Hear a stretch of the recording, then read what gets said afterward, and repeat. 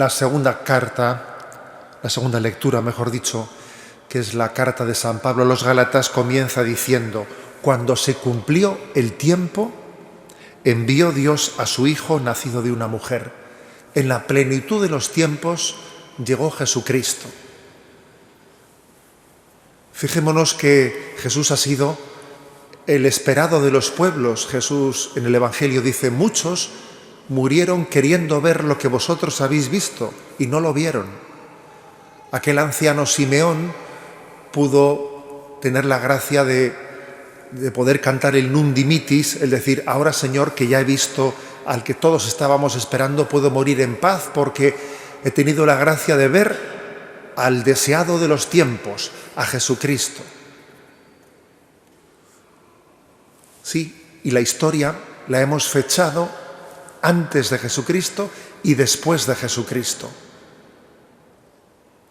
El hecho de que el tiempo lo contemos partiendo del nacimiento de Jesucristo, seamos o no seamos conscientes, es una gran confesión de fe.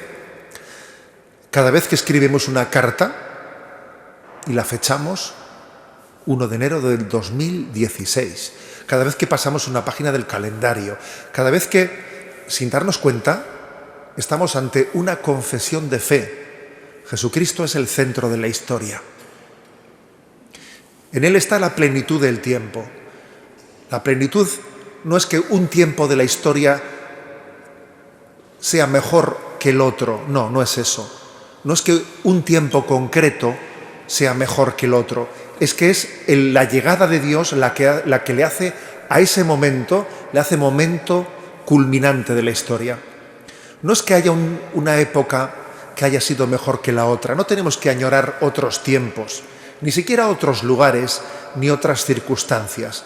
En realidad lo que le hace un momento de gracia es el que Dios esté con nosotros, el que Dios acompañe y haga fecunda la circunstancia que vivimos.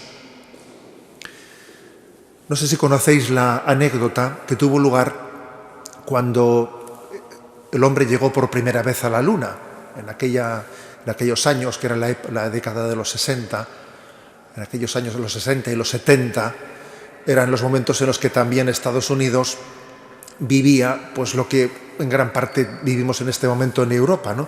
Pues una cierta, pues podríamos decir, crisis de secularización, de laicismo, de intentar tener una concepción de la sociedad sin Dios, religiosa, etcétera, ¿no? Y se decía que igual que cuando el hombre llegó a América, Cristóbal Colón allí pues plantó una bandera diciendo que en nombre de Dios, mentando en nombre de Dios, querían también decir, la primera palabra era invocar el nombre de Dios al llegar a aquellas nuevas tierras que ni sabían siquiera que habían descubierto un continente nuevo. ¿Cuál sería la palabra que los astronautas dejarían escrita en la Luna? Y fue motivo de un debate. Había que decir una palabra laica, no se podía dejar ahí un mensaje religioso. Habían pasado cinco siglos casi desde el descubrimiento de América y ya el hombre había entendido que en su madurez su mensaje tenía que ser laico. Ese fue el debate y al regreso de aquel momento histórico en el que el hombre puso su pie en la Luna, hubo un artículo en el New York Times que vino a decir: habéis intentado dejar un mensaje totalmente laico sin ninguna referencia a Dios y no lo habéis conseguido, porque habéis firmado, habéis fechado, y al poner la fecha 1969 o 1971, no recuerdo exactamente el año, al haber puesto la fecha, habéis confesado a Jesucristo como centro de la historia. Es decir, que curiosamente esta sociedad que quiere vivir de espaldas a Dios no se da cuenta de que incluso el propio tiempo lo estamos contando desde el nacimiento de Jesucristo, confesando implícitamente, ojalá lo hagamos explícitamente, a Jesucristo como el sentido de la historia, como la plenitud de los tiempos. La plenitud de los tiempos es, insisto, no en que una época sea mejor que la otra, sino en que le dejemos al Señor caminar junto a nosotros, que nosotros caminemos junto a Él. En realidad, el hombre humilde que sigue a Dios no debe de decir que Dios venga a mi vida, sino que mi vida se acerque a Dios. No tenemos que pedir tanto que Dios me reafirme a mí, que a Dios me dé la razón, que mis proyectos salgan todos adelante, sino más bien el verdadero seguimiento de Jesucristo es que yo adapte mi vida a la voluntad de Dios, que mis proyectos sean según su voluntad, según su querer. Este es el verdadero sentido de la historia. Dios viene a nosotros para que nosotros vayamos a Él, no para manipular a Dios a nuestro capricho, sino para que nuestra vida sea justa, equilibrada, madura, en la medida que es conforme al querer de Dios. Repito esta frase, pues: cuando se cumplió el tiempo, envió Dios a su Hijo, nacido de una mujer. Invocamos a Santa María, Madre de Dios, sabiendo que es el mayor de todos los títulos que se puedan decir de María.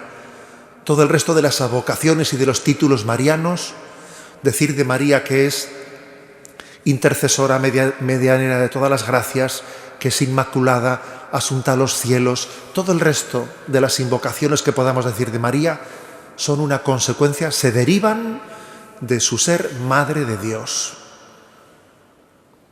Es el mayor de los títulos que un ser humano podría haber recibido, la maternidad de Dios. Que Dios haya querido también nacer del hombre es un misterio insondable para nosotros.